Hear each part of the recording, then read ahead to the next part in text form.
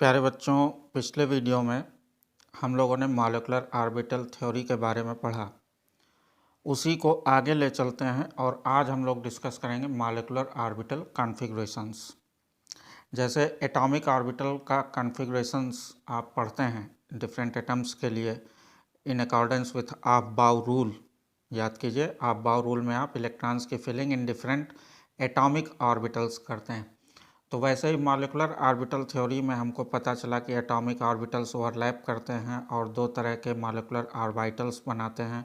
एक तो BMO that is bonding molecular orbital और दूसरे ABMO that is anti bonding molecular orbitals. तो इनमें भी इलेक्ट्रॉन्स की फिलिंग होती है और हमें इनका मॉलिक्यूलर ऑर्बिटल कॉन्फ़िगरेशन बनाना पड़ता है।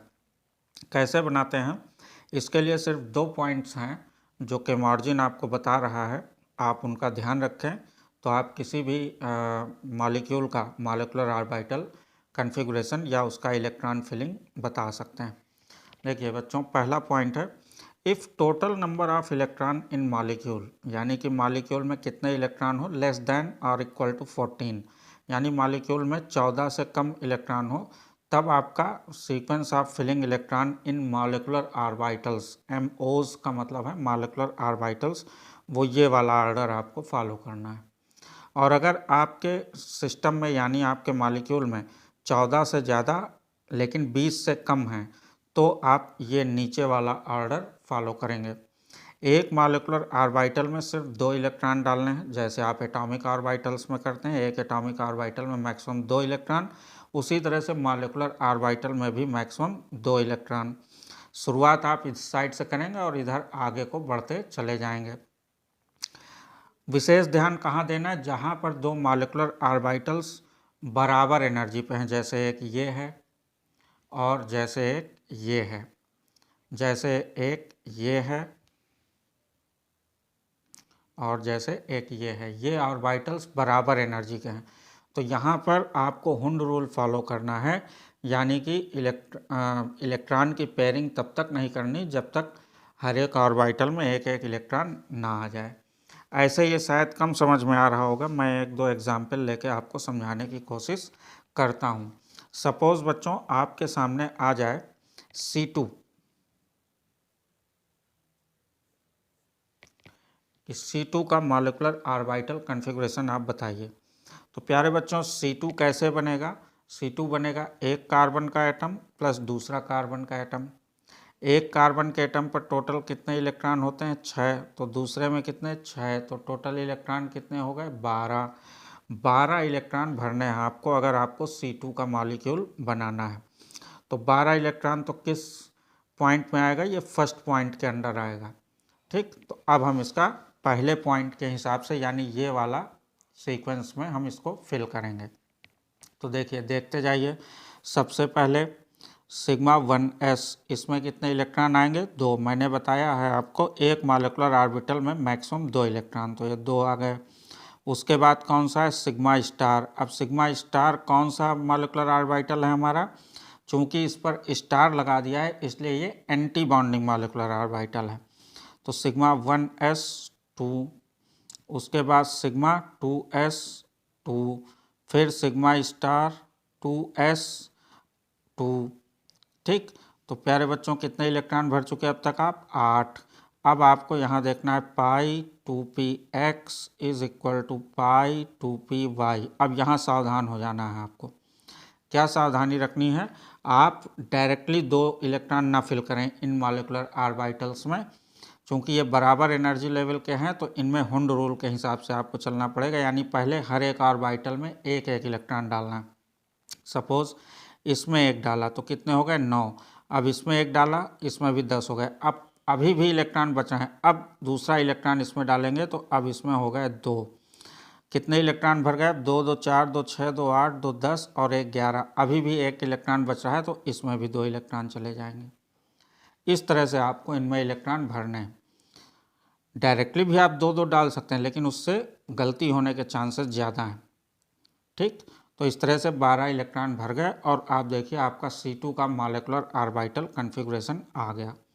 अब इस मॉलिक्यूलर ऑर्बिटल कॉन्फ़िगरेशन का आप यूज़ कैसे करेंगे? यूज़ देखिए आप दो तरह से कर सकते हैं। पहला, इसका बॉन्ड ऑर्डर निकाल सकते हैं।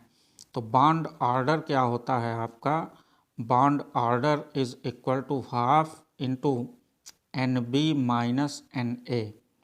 यहाँ पर NB क्या है, NB है बच्चों आपका number of electron in bonding molecular orbitals, और Na है आपका number of electron in anti bonding molecular orbitals. तो आप बॉन्ड ऑर्डर अगर C2 मॉलिक्यूल का निकालना चाहें तो आप देखिए बॉन्डिंग मॉलिक्यूलर ऑर्बिटल में कितने इलेक्ट्रॉन है, 2, 2 4, 2 6, 2 8, तो हाफ इंटू 8 माइनस। अब एंटी बॉन्डिंग मॉलिक्यूलर ऑर्बिटल में कितने इलेक्ट्रॉन है, 2 और 2 4, तो 8 में से 4 गया, 4/2 यानी 2, यानी एक कार्बन एटम दूसरे कार्बन एटम से डबल बॉन्ड से जुड़ा हुआ है। बॉन्ड ऑर्डर का मतलब होता है उन एटम्स के बीच में कितने बॉन्ड हैं। जैसे यहाँ C2 मॉलिक्यूल का बॉन्ड ऑर्डर आपका कितना आ रहा है, C2 मॉलिक्यूल का बॉन्ड ऑर्डर कितना आ रहा है आपका, 2 आ रहा है। इसका मतलब यह है कि एक कार्बन एटम दूसरे कार्बन एटम से डबल बॉन्ड से जुड़ा हुआ है। अब आ जाते हैं इसके मैग्नेटिक बिहेवियर पे। मैग्नेटिक बिहेवियर भी आपको इस मॉलिक्यूलर ऑर्बिटल कॉन्फ़िगरेशन से पता चल जाता है। देखिए जरा मॉलिक्यूलर ऑर्बिटल कॉन्फ़िगरेशन को ध्यान से, क्या किसी भी ऑर्बिटल में एक भी अनपेयर्ड इलेक्ट्रॉन है? जी नहीं, एक भी अनपेयर्ड इलेक्ट्रॉन नहीं है। इसका मतलब ये मॉलिक्यूल कैसा हो गया आपका, ये मॉलिक्यूल है आपका डायामैग्नेटिक।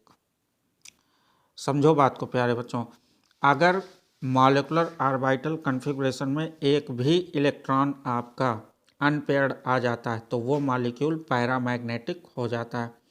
अगर सारे इलेक्ट्रॉन्स मॉलिक्यूलर ऑर्बिटल्स में पेयर्ड फॉर्म में है, मतलब हर एक ऑर्बिटल में 2-2 इलेक्ट्रॉन है, किसी में भी सिंगल इलेक्ट्रॉन नहीं है, तो वो मॉलिक्यूल डायामैग्नेटिक। अगर एक भी सिंगल इलेक्ट्रॉन अनपेयर्ड इलेक्ट्रॉन आ गया तो वो मॉलिक्यूल पैरामैग्नेटिक हो जाता है। ठीक प्यारे बच्चों, चलिए इसी तरह से एक और मॉलिक्यूल लेते हैं। सपोज N2 का हमको दे दिया जाए तो कैसे लिखेंगे इसको, देखो N2 is equal to N plus N। अब नाइट्रोजन में कितने इलेक्ट्रॉन होते हैं, नाइट्रोजन एटम में 7, तो दूसरे नाइट्रोजन एटम में भी 7, यानी हमको 14 इलेक्ट्रॉन का कॉन्फ़िगरेशन बनाना है। तो चलिए शुरू करें। 14 यानी ये भी फर्स्ट वाले पॉइंट में आएगा अपना। तो कैसे बनाएंगे इसको, ये लिखा जाएगा सिग्मा 1s2, फिर सिग्मा स्टार 1s2, फिर सिग्मा 2s2, फिर सिग्मा स्टार 2s2, उसके बाद pi 2px is equal to pi 2py। और यहाँ आपको क्या हो जाना है, यहाँ हमें सावधान हो जाना है। कितने इलेक्ट्रॉन भर चुके हैं, 8। तो अब हुंड रूल फॉलो करेंगे, 8 1 9, 1 10, 1 11 और 1 12। अभी भी इलेक्ट्रॉन बच रहे हैं तो आगे बढ़ेंगे। अब है सिग्मा 2p z, 12 हो चुके हैं, 2 इलेक्ट्रॉन यहाँ आ जाएंगे, 14। ठीक बच्चों, तो इस तरह से हमने देखिए नाइट्रोजन का भी बना लिया। अब थोड़ा एनालिसिस कर लेते हैं इसका, जरा बॉन्ड ऑर्डर निकालिए। बॉन्ड ऑर्डर क्या हो जाएगा इसका, हाफ इंटू NB।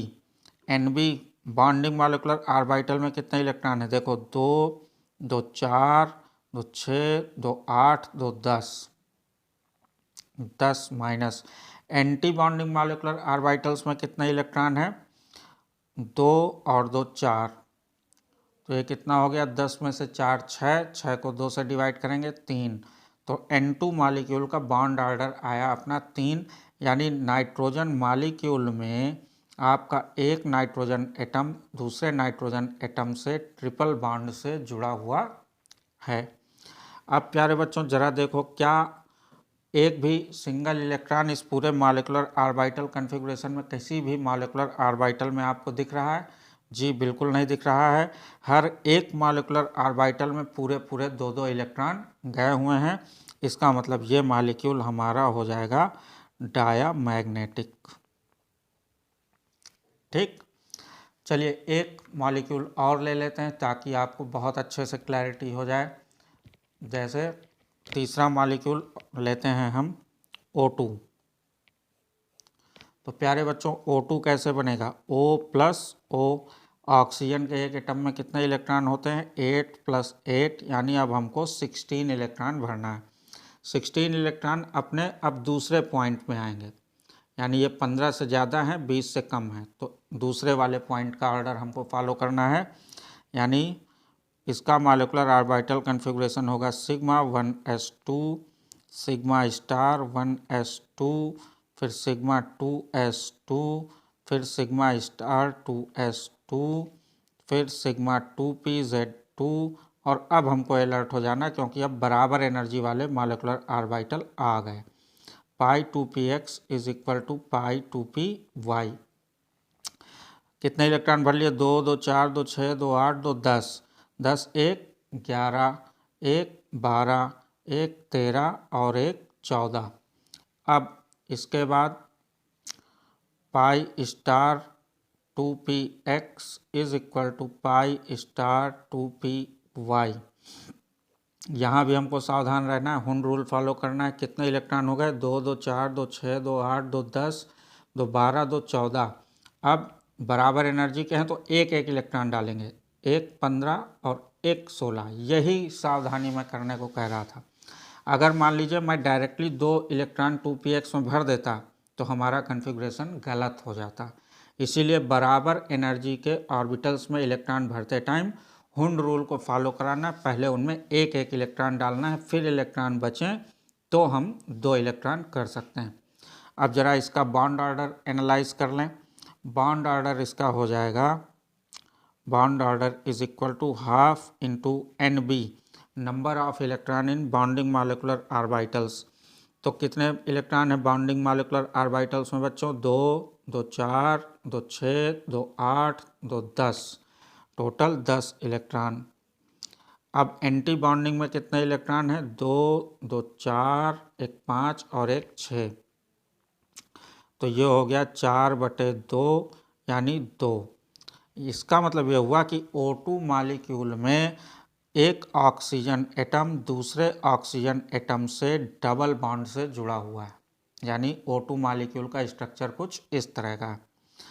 अब मैग्नेटिक बिहेवियर में आ जाइए। तो मैग्नेटिक बिहेवियर में बच्चों आप क्लियरली देख पा रहे हो कि ये ऐसा मॉलिक्यूल है जिसके मॉलिक्यूलर ऑर्बिटल कन्फिग्रेशन में हमको सिंगल इलेक्ट्रॉन यहाँ देखने को मिल रहा है।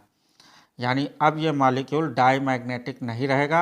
अगर एक भी सिंगल इलेक्ट्रॉन हमको पूरे मॉलिक्यूलर ऑर्बिटल कन्फिग्रेशन में किसी भी मॉलिक्यूलर ऑर्बिटल में दिख जाता है तो बच्चों वो मॉलिक्यूल अपना हो जाएगा पैरामैग्नेटिक। कैसा हो जाएगा, पैरामैग्नेटिक। तो इस तरह से हम मॉलिक्यूलर ऑर्बिटल कन्फिग्रेशंस को बना सकते हैं, समझ सकते हैं। उसके बेस पर मॉलिक्यूल की बॉन्ड ऑर्डर और मैग्नेटिक बिहेवियर का भी एनालिसिस कर सकते हैं। होपफुली बच्चों ये वीडियो आपको पसंद आया होगा। मॉलिक्यूलर ऑर्बिटल थ्योरी और मॉलिक्यूलर ऑर्बिटल कन्फिग्रेशन को आप समझ पा रहे होंगे। अभी ये सीरीज़ चलती रहेगी। अगर आपको समझ में आया है तो अपने दोस्तों के साथ इस वीडियो को शेयर करें, सारे सोशल मीडिया प्लेटफॉर्म्स पर शेयर करें। Thank you very much.